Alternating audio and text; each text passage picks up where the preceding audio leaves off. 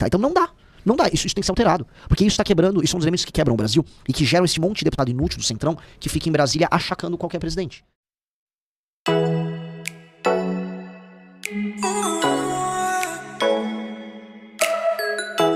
O Renan levantou há algum tempo uma discussão muito interessante a respeito da autonomia de estados e municípios, que conseguem ou não conseguem se manter. Qual é a sua linha de raciocínio nesse sentido? Quem pode e quem não pode se manter, e quem depende e quem não depende de repasse de Brasília para sobreviver? Olha só, vou dar um exemplo. Se você pertence a um município pequeno, mais autossustentável, você está pagando as contas e ainda mandando dinheiro para o governo federal, você é um ente federativo autônomo. Você existe por si só. É o caso, por exemplo, de praticamente todas as cidades no estado de São Paulo, estado de onde eu venho.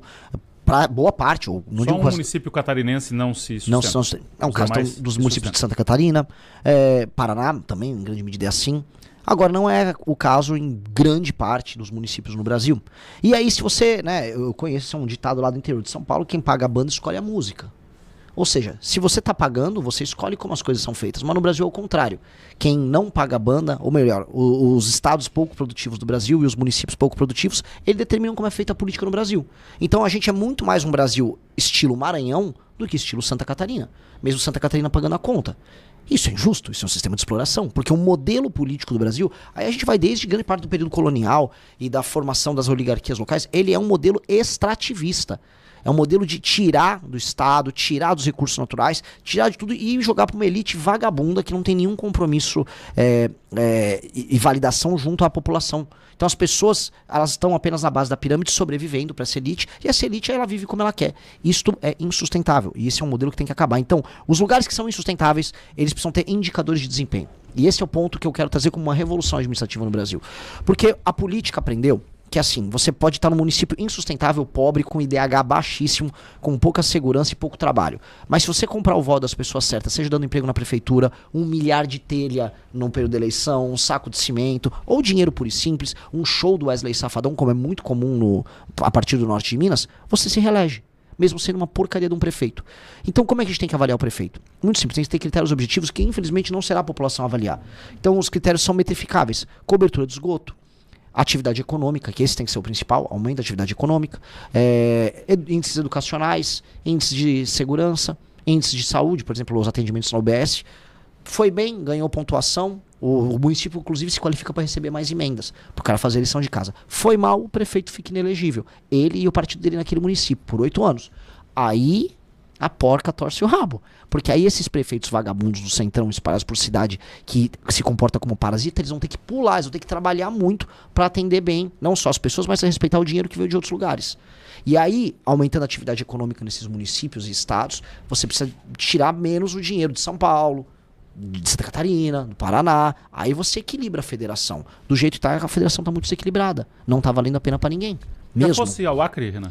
Ainda vou até julho eu vou pro Acre.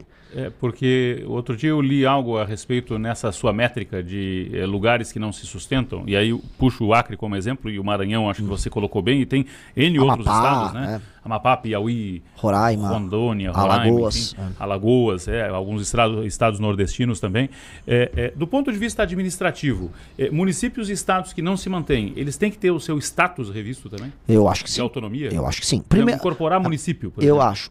Não, incorporar município é uma das coisas que são necessárias ser feitas. Hoje são 5.571. É isso, tem que cair para no máximo 2.000 e poucos. Metade. Exato, porque tem muito município pequeno completamente sustentável. E eles não têm nenhuma sustentabilidade econômica. Então por que você tem que ter? Por exemplo, se eu junto 5 municípios, eu poupei no mínimo 45 vereadores, eu poupei no mínimo 4 prefeitos. Aí teria um prefeito com 9 vereadores para pegar uma área que tinha 5 municípios. Você diminui máquina administrativa, você diminui brigas oligárquicas políticas, você facilita o trabalho. E aí entra o que eu acabei de falar, que era colocar os parâmetros administrativos.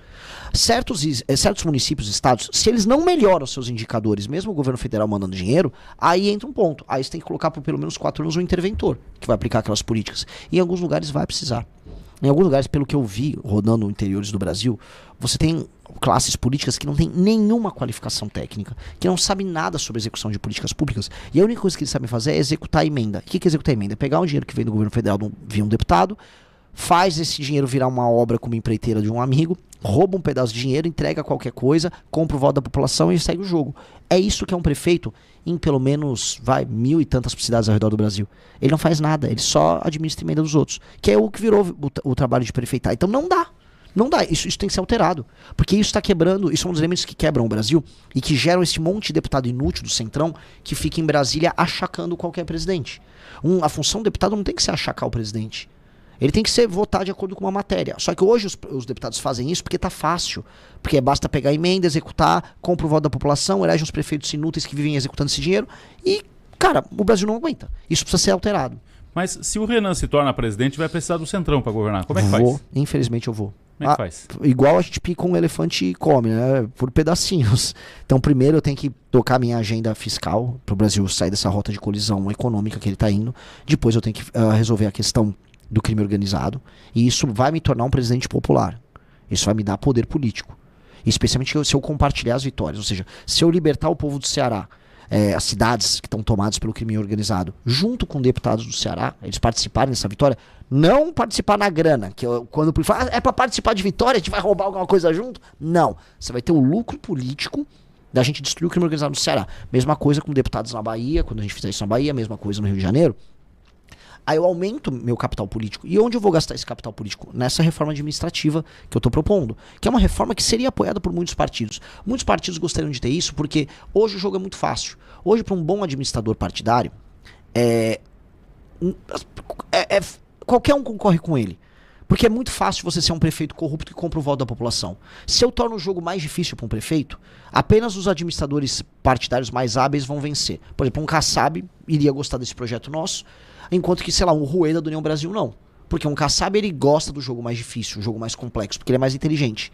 Um Rueda não. Aí eu tenho que dividir para governar. Eu vou dividir o Centrão, separar uma turma, vamos passar essa reforma administrativa e aí o restante vai pastar. Aí vai ter que se adaptar às novas regras que vão mudar a dinâmica política do Brasil. É isso.